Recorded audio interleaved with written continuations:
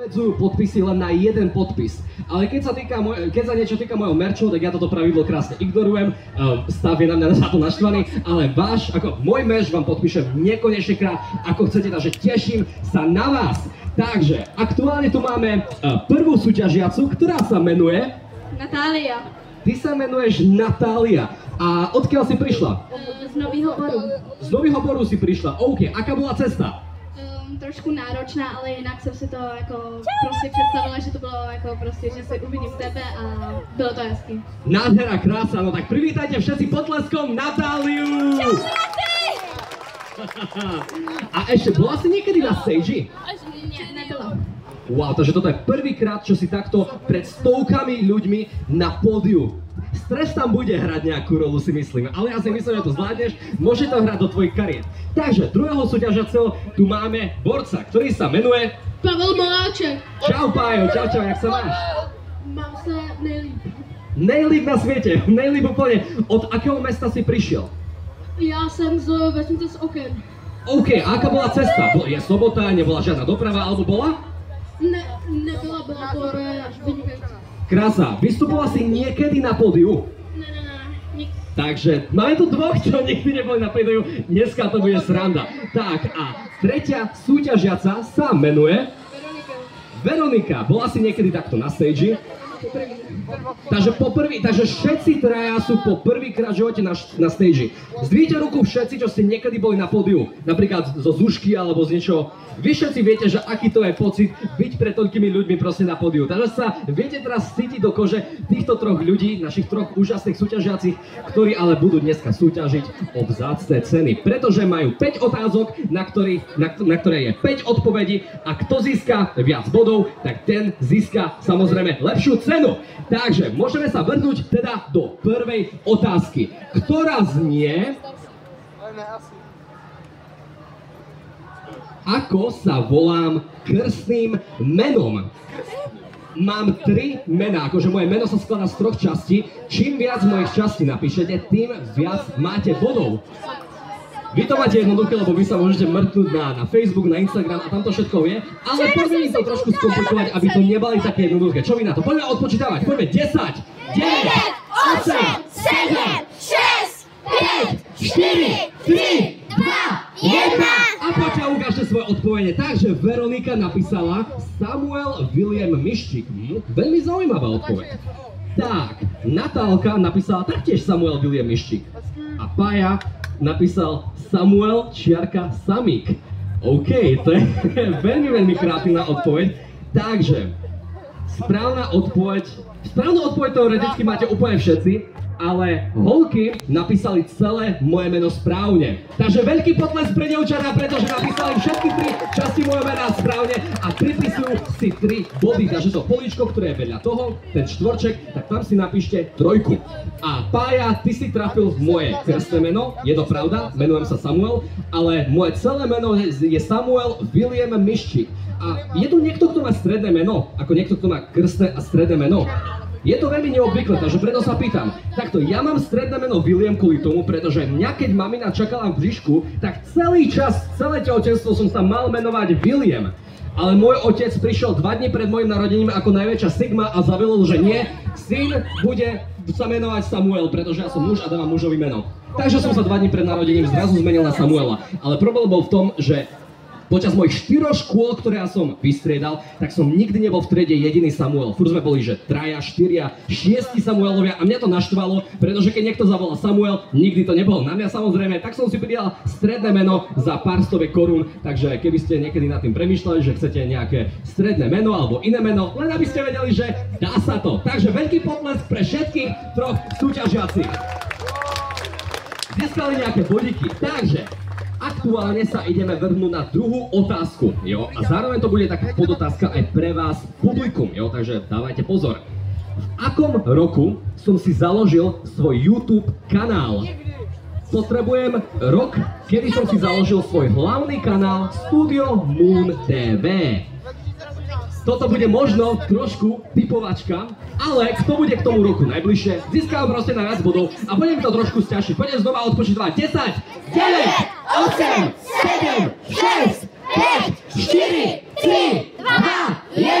Poďme, ukážte svoje odpovede. Takže znova ideme od Veroniky, ktorá napísala 2013. OK. Potom Natálka napísala 2014. Fajn. A Pája napísal 2014. Čo si ľudia myslíte, že je správna odpoveď? Chcem, aby ste na 3, 2, 1 zakričali rok, kedy som si založil svoj kanál. 3, 2, 1. A je to správna odpoveď 2014. Takže Pája a Natálka si píšu 3 body. A takto naša tretia súťažiaca Veronika si píše 2 body. Máš to celkom neférové, pretože svoju kariéru som začal v roku 2013. Akurát asi budeš naštvaná na mojich rodičov, ale moji rodičia mi môj prvý YouTube kanál zmazali. Takže ďakujem rodičom, ale potom ten druhý kanál, ktorý aktuálne stále existuje, tak som založil až v roku 2014. Ale je to veľmi, veľmi dobrý tip. Takže veľký potles pre všetkých troch súťažiacich, ktorým sa zatiaľ vede úplne krásne. A momentálne sa dostanem k otázke na vás. Je tu niekto, kto sa narodil po roku 2014? 2015, 2016, 2017? Wow, ten čas plynie úplne extrémne. Takže len som si zasol trochu vystreliť, že môj YouTube kanál je mladší ako všetci z vás, je starší ako všetci z vás, čo ste vystrelili ruku. Takže môj kanál je starší ako vy všetci. Takže ten čas ide hrozne rýchlo dopredu. Takže to je len tak pre predstavu, že ako ja dlho tú svoju YouTube kariéru mám, lebo niekedy je to veľmi nejasné. Takže áno, 2014 je správna odpoveď a môžeme sa teda vrhnúť na tretiu otázku. Čo vy na to? Môžeme ísť na to? Tretia otázka. Sme v strede našej súťaže, takže momentálne to začína byť vážne. Takže, tretia otázka znie. Ako sa volala moja mačka na YouTube, ktorá v roku 2019 za týždeň získala 100 000 odberateľov, dostala sa na prvé miesto v československých trendoch a dokonca bola hlavnou ikonou jednej veľmi známej slovenskej aplikácie v tom čase. Ako sa volá mačka, s ktorou som ja natáčal videá? Je to trošku OG otázka, ale verím, že niektorí z vás to rozhodne budú vedieť, jo? Takže, môžeme dať odpočet. 10, 9, 8, 7, 6, 5, 4, 3, 2, 1. Ukážte svoje odpovede. Tak, aktuálne ideme z druhej strany, ideme od Pavla a on napísal X-ko, takže moja kočka sa volá X. OK. Natálka napísala Jackie. OK. A Veronika napísala mačka Jackie. Chcem, aby ste na 3, 2, 1 vy vyslovili správnu odpoveď, lebo viem, že ho viete. Poďte, 3, 2, 1. Jackie! Mačka Jackie, je to tak. Takže, všetci okrem Páji si píšete 1 bod. Tak, je to mačka Jackie, ale samozrejme, odkedy ma napríklad sleduješ? Od akého roku? Asi od roku 2018. 18, takže ty si ma akurát vtedy začal sledovať, čo mačka Jackie vyvierala na YouTube. Takže to je úplne v pohode. Vy ste relatívne dosť vyrovnaní. A tu si tak napíš 1 bod ešte, no? Ku prvnej otázke. Takže, je tu niekto, kto má doma nejakého domáceho mazlička? Wow, všetci. Všetci. Je tu niekto, kto má doma psíka? Hafika, kto má doma Hafika? Krása. A je tu niekto, kto má doma kočičku? Wow, ale vás teda, a takto, moja hlavná otázka znie, je tu niekto, kto má aj psika a aj kočičku? A ako spolu vychádzajú? Dobre spolu vychádzajú, je to fajn? Ne? Nevychádzajú spolu dobre? Jo, vychádzajú? My sme si pred pár mesiacmi, a toto je relatívne tajná vec, ktorú vedia ľudia len na mojej Hero Hero komunite, a ja vám to teraz takto spoilernem, my sme si kúpili psíka, staffordshireského bull terriera, ktorý sa menuje Mája, jo, ako včelka Mája, takže Mája. A k tomu som si ešte ja kúpil ku tomu psíkovi kočičku, jo, takú sibírskú kočku, nevskú maškaradu, krásna, biela mačka, ktorá má dlhú srsť a modré oči. A preto som sa chcel opýtať, že ako medzi vami, že ako medzi vašim psom a vašou kočkou vychádzajú vaši mazlíci, pretože my ich akurát zoznamujeme. A moc sa nám v tom nedarí, pretože ten náš psík je proste hrozne rozdovadený a je to trochu komplikované. Ale takto. Ešte predtým, ako vám poviem meno toho kocúrika, chcem, aby ste vy na 3, 2, 1 zakričali meno vašeho mazlíka, obľúbeného. Tak poďte 3, 2, 1. Ešte poďte 3, 2, 1. Wow, toľko krásnych mien. Môj kočičák sa menuje Balu. Áno, je to tak. Takže môžeme sa vrhnúť do štvrtej otázky, ktorá je zároveň predposledná. Takže ste ready? Ste ready, súťažiaci? Takže, ako sa volá moja priateľka menom, krstným menom? Každý viete, že moja priateľka sa volá Nudlička na internete, samozrejme, pretože z ňou natáčam aktívne videá, ale potrebujem vedieť, že ako sa volá krstným menom.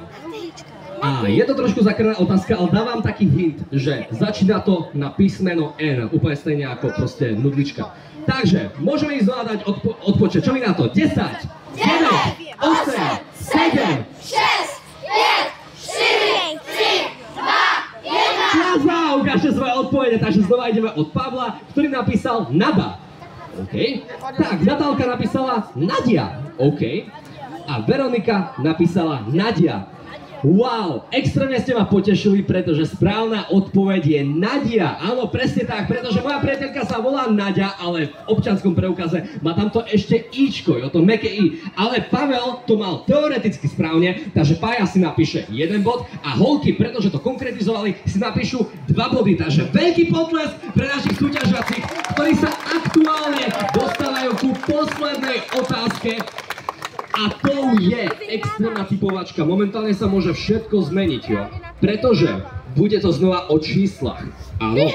A budeme sa baviť o odberateľoch. Potrebujeme, aby ste každý jeden z vás napísali, alebo minimálne tipli, koľko mám aktuálne odberateľov na mojom hlavnom kanáli. Všetci viete, že už mám nad 1 000 000 odberateľov, lebo už sa to stalo, že pred nejakou dobou, ale chcem vedieť konkrétne číslo.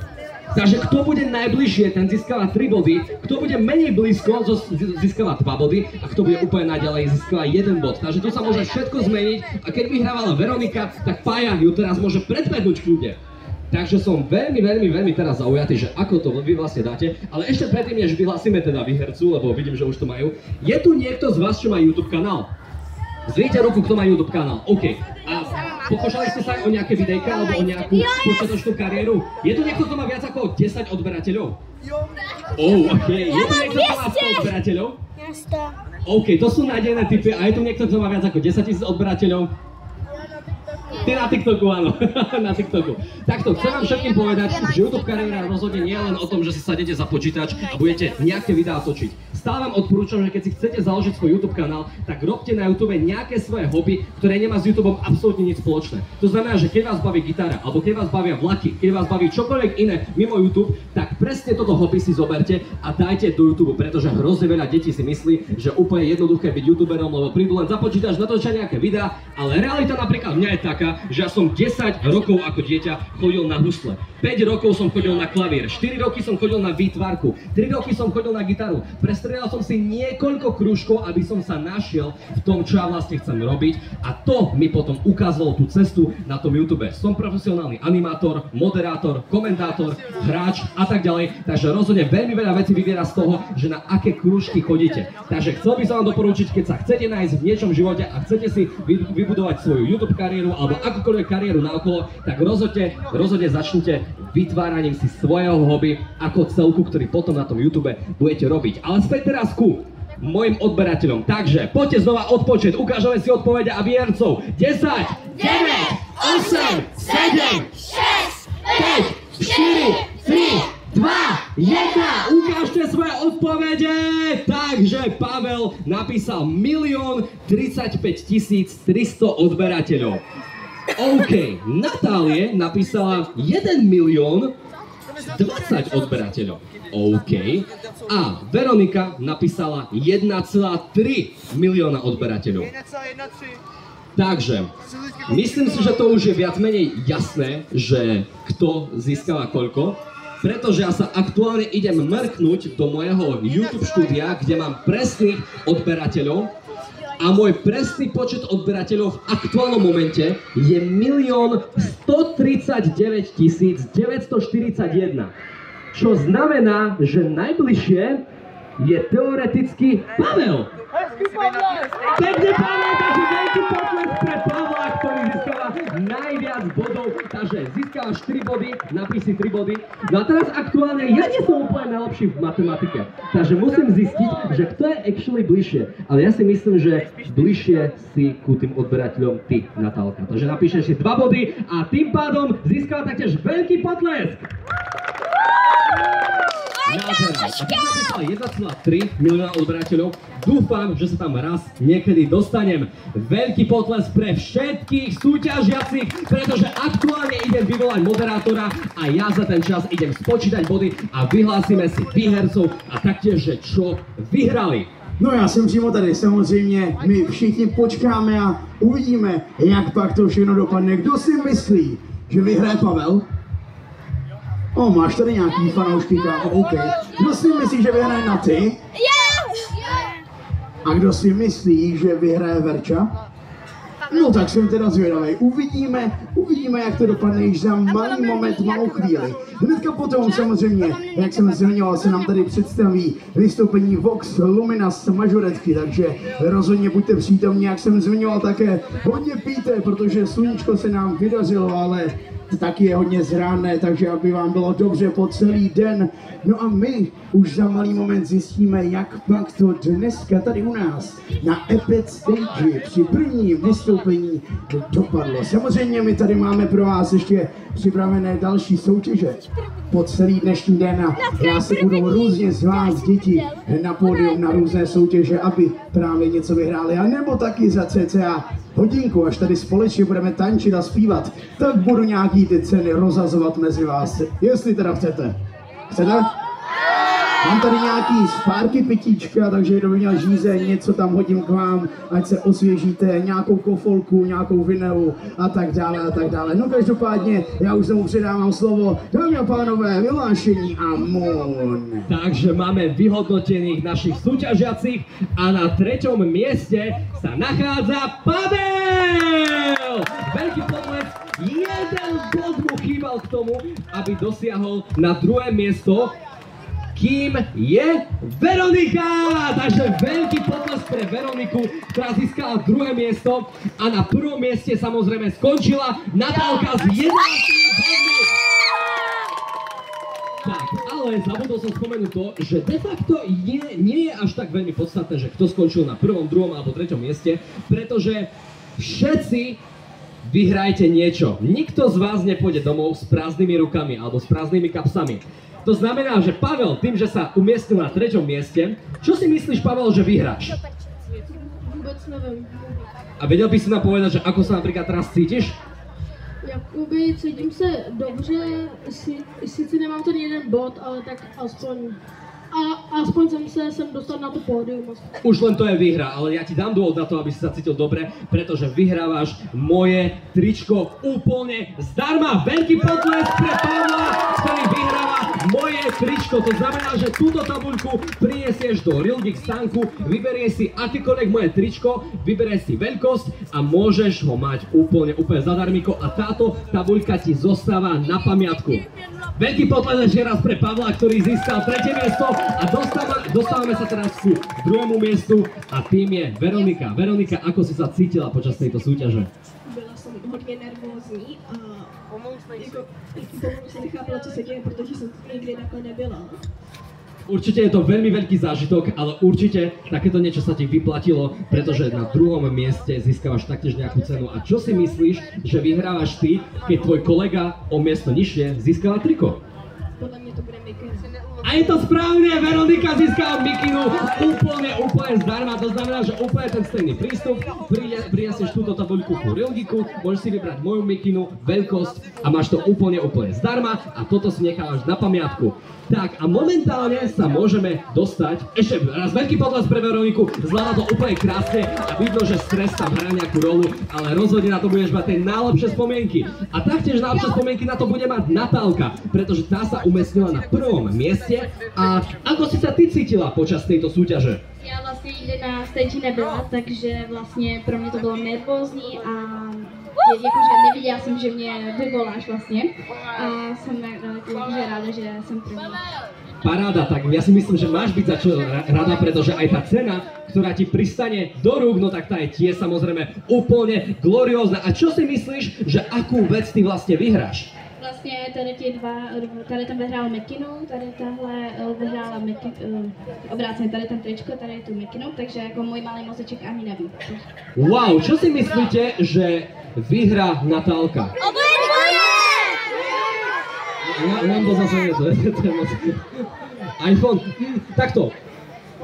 Takto, keďže sa Veronika umiestnila na druhom mieste a vyhrala mikinu a Pavel sa umiestnil na treťom mieste a vyhrala triko, tak Natálka vyhráva aj mikinu a aj triko. Takže veľký potlesk pre Natálku, ktorá si zaniesie svoju tabuľku ku Rilgik stánku a vyberie si aj tričko, aj mikinu po svojej veľkosti, vo svojom dizajne a máš to úplne zdarma a všetky tieto tabuľky vám zostávajú na pamäť.